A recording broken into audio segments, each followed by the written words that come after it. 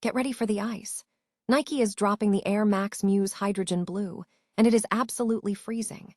This chunky, icy blue sneaker features shiny metallic overlays and iced-out soles, bringing an intense, cold energy to the season. Retailing for $170, you can snag this statement piece on the brand's website right now. We dive into the details of this stunning, cold-weather fashion statement.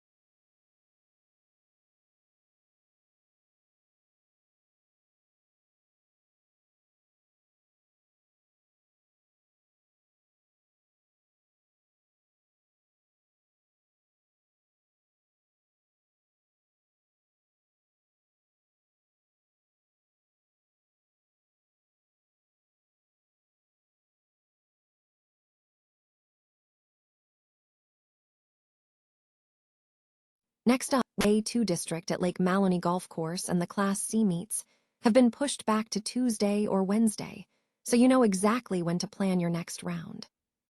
And finally, we tackle a major design philosophy shift from Apple with the AirPods Max. We finally get the inside story on why Eugene Wang and the design team made the deliberate decision to leave out the Apple logo on the $549 headphones. Discover the 5-year journey, the 3 parallel design streams, and the philosophy behind the absence of branding that defines this iconic product.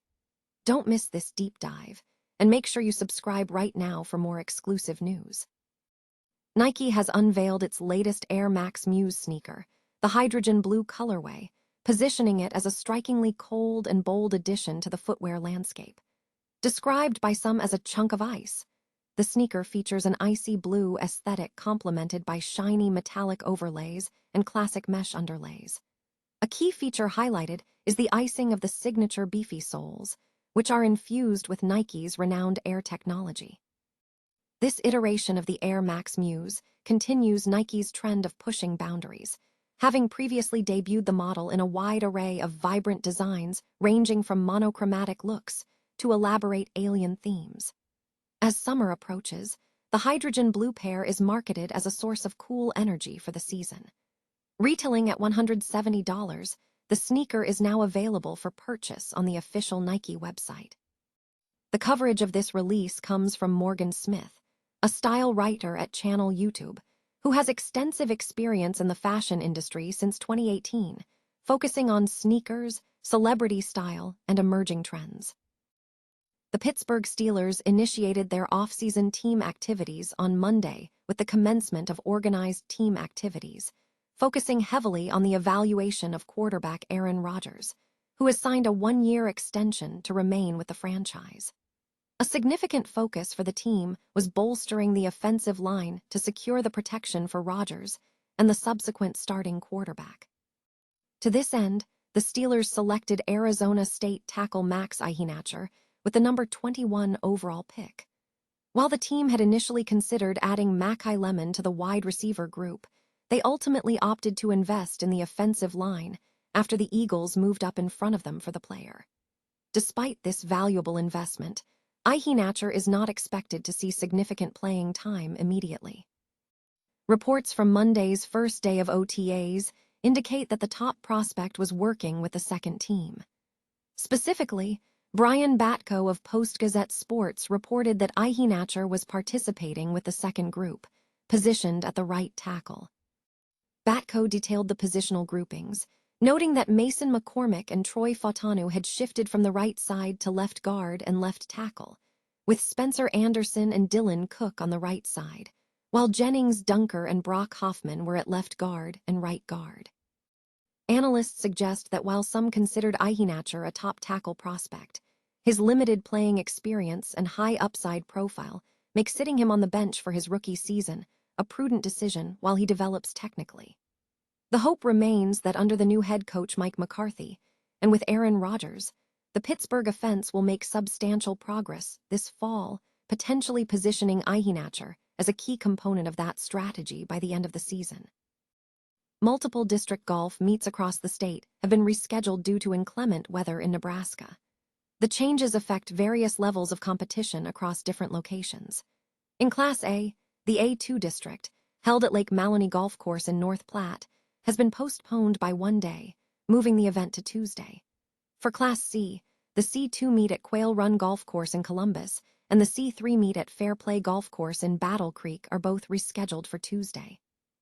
Additionally, the C5 meet at Crandall Creek Golf Club in Ogallala has been pushed back to Wednesday. The Class D4 meet at Lakeside Country Club in Johnson Lake has also been moved to Tuesday. A full schedule detailing the updated dates for all district golf meets is available via a link provided by the NSAA. An in-depth designer interview has finally revealed the deliberate decision behind the absence of an Apple logo on the AirPods Max, a product that has been on the market since December 2020 and priced at $549. Eugene Wang, who was instrumental in the original AirPods Max development, explained that the lack of branding was a direct outcome of the intensive design process. Wang stated that the team treated what appears to be a single product as 3 separate design problems running in parallel over approximately 5 years of development.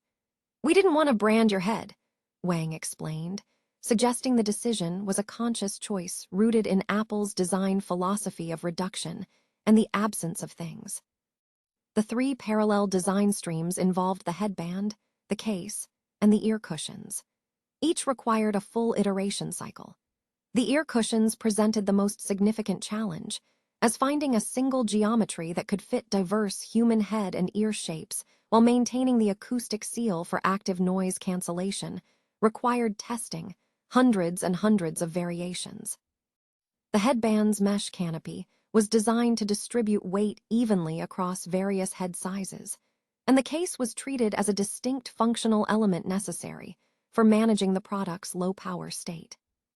Wang emphasized a from-the-inside-out approach, where internal engineering and component layout were prioritized, allowing the external form to emerge later. This methodology explains why the product appears densely engineered, as the physical design reflects decisions based on acoustics and ergonomics rather than purely aesthetic considerations. The decision to omit the logo was tied to where the headphones are worn. Wang posited that placing branding on the ear cups would mean using the buyer's body as advertising space, a concept antithetical to the design values of the era. This choice aligns with the broader philosophy of beauty in space and reduction, where the product's exterior deliberately removes elements. Following the original launch, Apple made a significant update to the AirPods Max, primarily focusing on internal components. The second generation features an upgrade from the H1 to the H2 chips, significantly boosting active noise cancellation and introducing new features like adaptive audio and live translation, while maintaining the original $549 price point. While the physical design remained largely unchanged, this stability suggests that the core physical challenges, comfort and acoustic sealing, were thoroughly resolved during the initial 5-year development. The second generation's focus on silicon performance and software intelligence, rather than the physical chassis, indicates that the hard problems were solved, leading to a stable exterior. The absence of a logo remains the clearest illustration of Apple's commitment to restraint on a high-value wearable product.